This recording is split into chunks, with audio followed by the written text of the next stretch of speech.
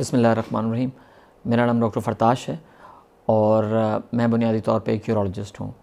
मैं college of physicians and surgeons का fellow हूँ और आज जिस मौजू पे मैं आपसे गुफ्तगू करूँगा वो है यूरिनरी इनकॉन्टिनेंस या पेशाब का ख़ुद ब खुद लीक हो जाना या पेशाब के कतरों का ख़ुद ब खुद निकल जाना।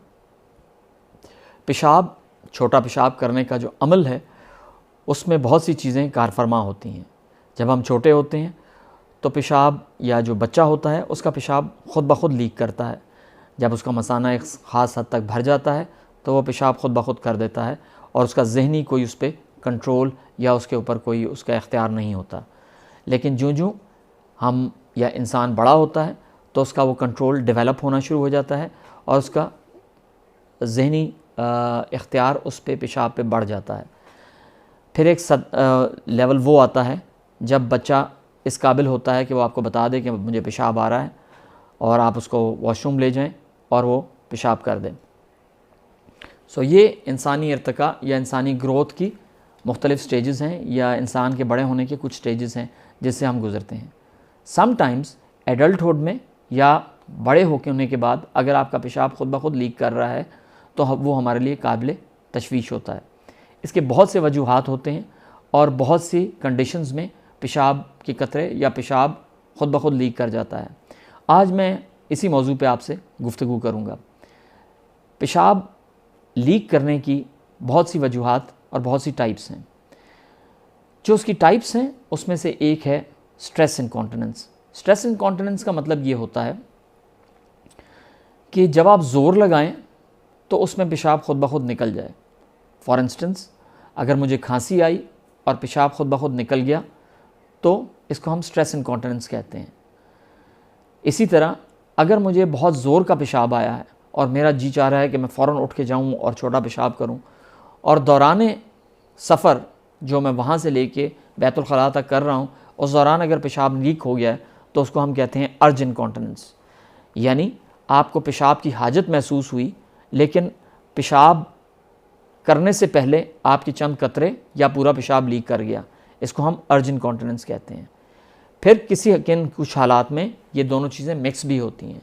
यानी कुछ मरीज़ मेरे पास ऐसे भी आते हैं जो कहते हैं डॉक्टर साहब हमें वज़न उठाने से या खांसी करने से भी पेशाब लीक कर जाता है, इसके अलावा हमें पेशाब के लिए जल्दी भी करनी पड़ती है और कई दफ़ा वो रास्ते में भी निकल जाता है। सो ये दो किस्में जो मैंने आपको बताई और एक तीसरी किस्म जिसमें ये दोनों शामिल होते हैं। चौथी एक और भी किस्म हो सकती है जिसमें आपका जो पेशाब के आज़ा हैं यानी आपका मसाना, आपके जो पेशाब की नाली, उसमें कोई ऐसा प्रॉब्लम हो कि जिसमें पेशाब ख़ुद ब खुद लीक कर रहा है। कोई भी ऐसी वजह जिसकी वजह से पेशाब आपको थोड़ा या सारा लीक करता है, उसके लिए हमें तहकीक करनी पड़ती है कि इसकी वजूहात क्या हैं। मर्दों और औरतों में दोनों में पेशाब की लीकेज हो सकती है और होती है। बिलअमूम मेरे पास जब एक पेशेंट आता है तो वो मुझे बताते हैं कि हमें इतने अरसे से ये पेशाब की तकलीफ़ हो रही है कि हम पेशाब करने जाते हैं या खांसी करते हैं तो उसके दौरान पेशाब लीक कर जाता है।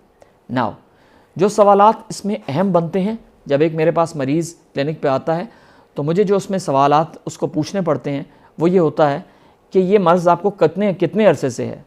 और मरीज़ मुझे बताता है कि ये मर्ज़ मुझे इतने अरसे से है या अब से शुरू हुआ है, या कई दफ़ा मरीज़ मुझे बताते हैं कि डॉक्टर साहब हमें ये शुरू से, जब से हमें याद है ये मर्ज़ है कि थोड़े बहुत पेशाब के कतरे हमारे लीक कर जाते हैं, लेकिन हम किसी के पास गए नहीं और पहली दफ़ा आपके पास आ रहे हैं। तो ये भी होता है कि कई ऐसी कंडीशंस होती हैं जिसमें मरीज़ को शुरू से ये मसला होता है। सो हमें ये पता करना पड़ता है, सबसे पहले उनसे ये पूछना पड़ता है कि आपको ये मसला कब से है। उसके बाद जिस चीज़ पे मैं उनसे सवाल करता हूँ वो ये सवाल करता हूँ कि कोई ख़ास वाक़या, कोई ख़ास बीमारी जिसके बाद ये शुरू हुआ, या ये अचानक बैठे बैठे आपको महसूस हुआ कि आपका पेशाब लीक करना शुरू हो गया है।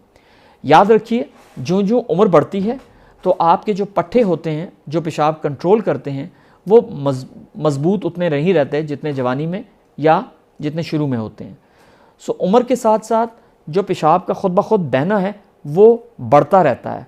अगर आपको ये मर्ज़ शुरू से है और आपको मर्ज़ काफ़ी अरसे से है तो ऐन मुमकिन है कि आगे चल के ये मर्ज़ बढ़े अगर आपने इसका प्रॉपर इलाज और इसकी प्रॉपर इन्वेस्टिगेशंस नहीं करवाई हुई। तो आपका बहुत बहुत शुक्रिया। चैनल को सब्सक्राइब करना और लाइक करना मत भूलिएगा ताकि मैं और मालूमाती वीडियोज़ आपके लिए ला सकूँ। शुक्रिया।